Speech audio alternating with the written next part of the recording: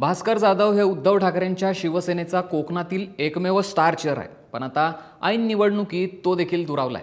भास्कर जाधव यांनी चिपळूणमध्ये उद्धव ठाकरे यांच्या नगराध्यक्षपदाच्या उमेदवाराऐवजी थेट शरद पवार यांच्या राष्ट्रवादीच्या उमेदवाराला जाहीर पाठिंबा दिलाय. राष्ट्रवादीचे उमेदवार रमेश कदम यांचा प्रचार देखील त्यांनी सुरू केलाय.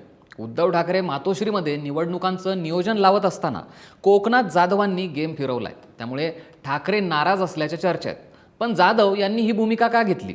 शरद पवार यांच्याशी नेमकं काय कनेक्शन आहे त्यांचं, हेच सांगतो. चिपळूण हा भास्कर जाधव यांचा मतदारसंघ. त्यात ठाकरे गटाकडनं कोकणात निवडून आलेल्या स्टार चेहऱ्यांपैकी जाधव हा एकमेव चेहरा आहे. आता चिपळूण नगरपालिकेत शिवसेना उद्धव बाळासाहेब ठाकरे पक्ष स्वबळावर लढतोय.